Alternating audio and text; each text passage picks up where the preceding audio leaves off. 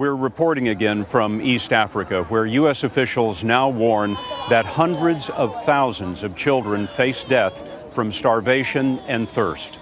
This is just one fence line in what has become the largest refugee camp in the world. These people, most of them children, have survived an arduous journey that has lasted weeks and even months.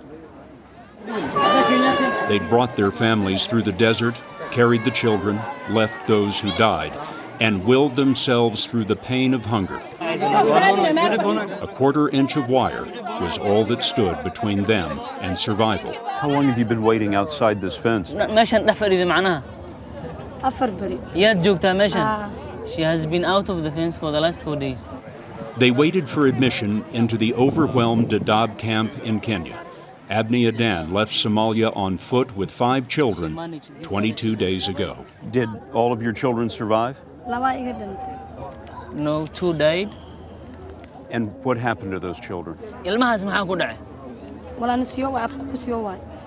They died because there was no water, there was no food. The fence catches broken pieces of families. Mahmoud is 15 and alone. His mother, still in Somalia, sent him to the camps because she couldn't feed him anymore.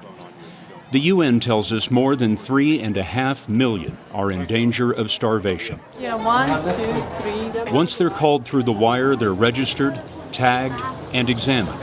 And if the arm is too slender for their age, children are sent to something called the Stabilization Center. This is the hospital for the children of famine. Humphrey Musioka is the International Rescue Committee's doctor here. This hospital is set up for 20 patients? The current ward is set up for 20 patients. We are currently holding 28. As you can see, we still have more beds on the corridors.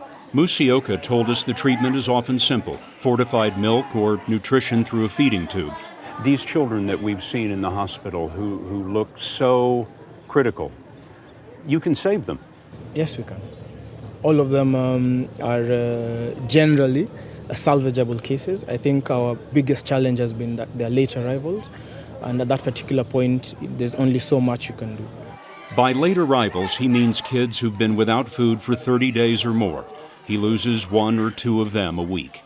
It's estimated that 29,000 children under the age of 5 have died in the famine already. Here, mothers or grandmothers lie all day with children who have wasted to the minimum that life requires. The sickest child was Hamad. He's 6 months old. His mother, Abdia Ali, told us there is no hope for him now but God. Hawa Hassan fled the famine and walked 21 days in the desert with 11 children, 5 of her own and 6 others. She told us her girl is getting better. Her name is Faiza, which means victory. I wonder, after hearing the stories of what these people have been through, are you surprised? I think what I have seen here is the resilience of the human body and the capacity to take that kind of battering in terms of hunger and still be able to make it. I regard that as a miracle.